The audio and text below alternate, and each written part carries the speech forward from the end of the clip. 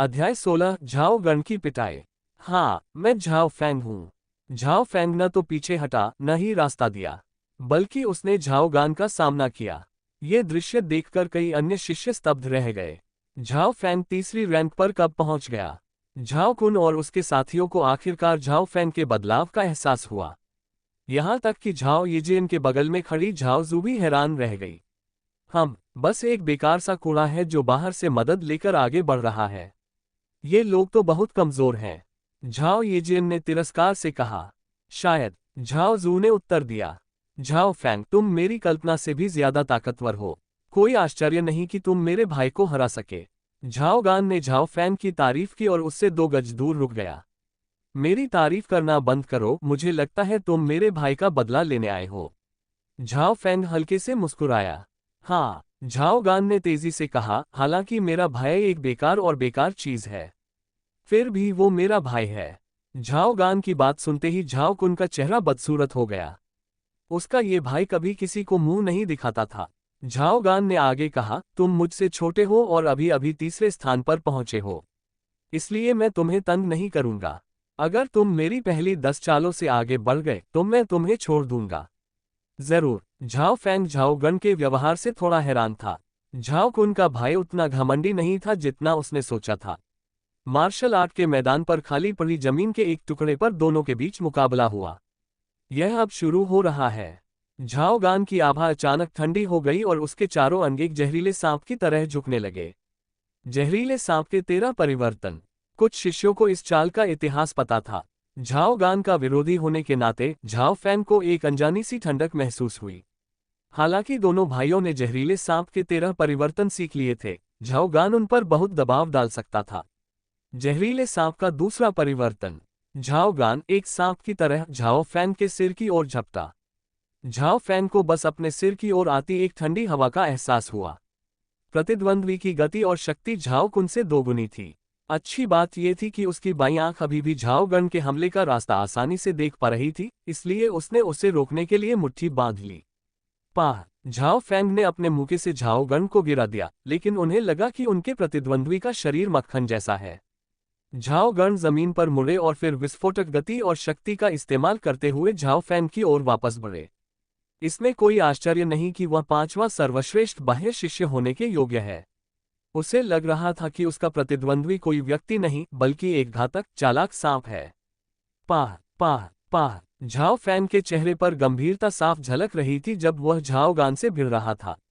इतने कम समय में झाओ फैंग कई बार लगभग हार ही गया था। मुझे आश्चर्य है कि मैं अपनी बाईं आंख का इस्तेमाल किए बिना कितनी दूर तक जा पाऊंगा। झाओ फैंग बहुत शांत था। एक बार जब उसने अपनी बाईं आंख का इस्तेमाल किया तो उसकी प्रतिक्रिया की गति और दृष्टि में नाटकीय रूप से वृद्धि हुई, इसलिए यह उसके लिए कोई चुनौती नहीं थी। बेशक अपनी बाईं आंख का उपयोग किए बिना झाओ फैंग की प्रतिक्रिया की गति पहले से ही समान रैंक के मार्शल सीखने वालों से आगे निकल गई थी। शुरुआत में झाओ फैंग काफी दबाव में थे। हालांकि जैसे जैसे लड़ाई आगे बढ़ी, उन्होंने अपने अनुभव और युद्ध कौशल का इस्तेमाल झाओ गान के खिलाफ लड़ने के लिए किया। पाह पाह बेंग! दोनों साए मैदान में एक साथ लड़े। दोनों ने ही निकट युद्ध कौशल का इस्तेमाल किया और उनकी लड़ाई की गति बेहद तेज थी। झाओ फैंग की ताकत मेरी कल्पना से भी अधिक मजबूत है। 5 चालें पहले ही हो चुकी हैं। कुछ अन्य शिष्यों को लगा कि यह अविश्वसनीय है। उनका सुधार बहुत तेज है। झाओ जू की सांसें तेज होने लगीं। कुछ ही दूरी पर झाओ कुन अपने माथे से पसीना पोंछ रहा था। उसने सोचा था कि अपने भाई की ताकत के साथ उसे झाओ फैंग को हराने के लिए बस 2-3 चालों की जरूरत होगी, लेकिन झाओ फैंग में अप्रत्याशित रूप से बहुत सुधार हुआ था। जल्द ही यह छठी चाल थी। जैसे झाओ फैंग और झाओ गान एक दूसरे के बराबर थे। जहरीले सांप का चौथा परिवर्तन। झाओ गन की हरकतें समुद्र जैसी हो गईं। वह उफन रहा था, उछल रहा था और झाओ फैंग को अपनी चपेट में ले रहा था। जैसे ही चौथा बदलाव शुरू हुआ, झाओ गन का नुकसान नाटकीय रूप से बढ़ गया। झाओ फैंग ने दबाव में वृद्धि महसूस की और याद किया कि झाओ कुन ने जहरीले सांप के 13 परिवर्तनों में से केवल पहले 3 परिवर्तन ही सीखे थे। झाओ गान ने हालांकि पहले 7 बदलाव सीख लिए थे। उसके बाद हर बदलाव सीखना मुश्किल होता गया, लेकिन नुकसान भी नाटकीय रूप से बढ़ता गया। झाओ फैंग को ऐसा लग रहा था जैसे उसके प्रतिद्वंद्वी में हड्डी ही नहीं बची है और वह उसके और करीब आ रहा है। श्वा! झाओ फैंग ने सहज बुद्धि से झाओ गान से दूर जाने के लिए हल्के से तैरते हुए जहाज का इस्तेमाल किया। जहरीले सांप के 13 बदलावों की विशेषता नजदीकी मुकाबला था, यहां तक कि गुस्से में भरे ड्रैगन मुट्ठियों का भी उसके सामने सामना करना मुश्किल था। तेन तेन गति के मामले में झाओ फैंग हमेशा झाओ गान से तेज था। 8वीं चाल, 9वीं चाल, 10वीं चाल, दोनों छायाएं अलग हो गईं, क्योंकि जो शिष्य ये सब देख रहे थे उन्होंने अपनी सांस रोक ली। तुम जीत गए। झाओ गान ने झाओ फैंग को गौर से देखा और असहाय लग रहा था। फिर वह मुड़ा और हैरान शिष्यों की भीड़ को पीछे छोड़कर चला गया। आराम से खेलने के लिए शुक्रिया। झाओ फैंग ने हल्की मुस्कान दी। इस लड़ाई में उन्होंने अपनी पूरी ताकत नहीं लगाई। उदाहरण के लिए झाओ फैंग ने अपनी बाईं आंख का पूरा इस्तेमाल नहीं किया। उन्होंने लाइटली फ्लोटिंग फेरी या एयर पुशिंग ब्रीदिंग तकनीक का भी पूरी क्षमता से इस्तेमाल नहीं किया। इसके लिए उनके पास 2 कारण थे। सबसे पहले वह ये देखना चाहता था कि अपनी बाईं आंख के उपयोग के बिना वह कितना शक्तिशाली है। दूसरे, वह पारिवारिक द्वंद्व प्रतियोगिता के लिए कुछ छिपे हुए कार्ड छोड़ना चाहता था।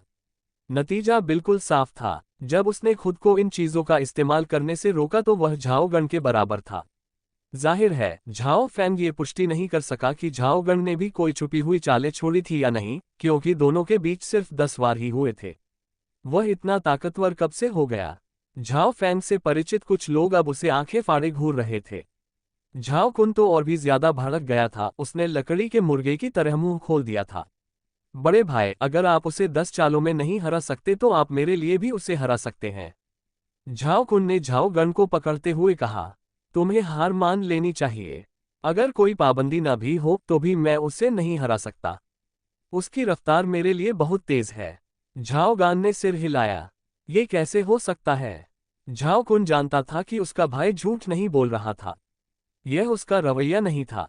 वह जीत गया। झाओ जू का शरीर अकड़ गया और उसने पास ही खड़े युवक को उलझन भरी नजरों से देखा। वह युवक इस समय पहले से कहीं ज्यादा सुंदर और लंबा लग रहा था। इस बच्चे के पास वास्तव में कुछ चालें हैं। झाओ येजियन के चेहरे पर एक ठंडी अभिव्यक्ति थी, लेकिन उसने केवल 10 चालों के लिए झाओ गण के खिलाफ लड़ाई लड़ी, जबकि झाओ गण मुझसे बहुत पहले ही हार चुका है। झाओ येजियन के शब्दों को सुनते ही झाओ जू ने एक गहरी सांस ली। उसे समझ नहीं आ रहा था कि वो झाओ फैंग के ताकतवर होने से इतना क्यों डर रही थी। वो जितना ताकतवर होता जा रहा था वो उतना ही दुविधा में पड़ रही थी। Dot dot dot dot dot dot dot dot मुकाबले के बाद मैदान अपनी मूल स्थिति में आ गया। ऐसा इसलिए था क्योंकि दोपहर होने वाली थी और शक्तिशाली मार्शल कलाकार जल्द ही व्याख्यान देने वाला था।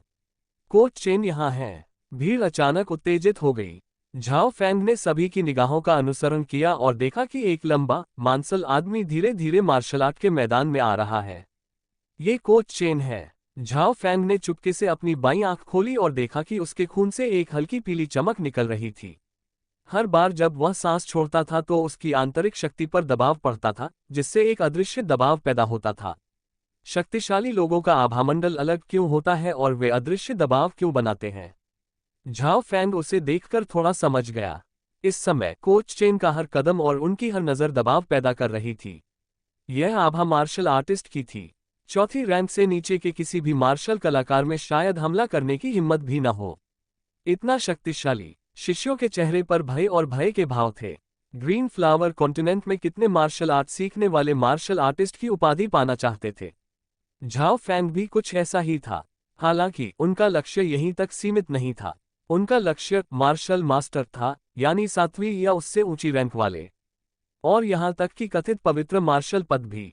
आज मैं बात करूंगा कि 3री या उससे कम रैंक के मार्शल आर्ट सीखने वालों के लिए कौशल का इस्तेमाल कैसे किया जाना चाहिए। मैं अपनी आंतरिक शक्ति के अनुभव के बारे में भी बात करूंगा। कोच चेन की आवाज गहरी थी, लेकिन तेज नहीं। हालांकि कुछ 100 मीटर दूर बैठे लोग भी उन्हें साफ सुन सकते थे। आंतरिक शक्ति के अनुभव सुनने के बाद झाओ येजियन, झाओ यूफेई और झाओ यू की आंखें चमक उठीं। युद्ध पथ की आंतरिक शक्ति, कैसा संयोग है। झाओ फैंग उम्मीदों से भर गया। संपर्क टॉस।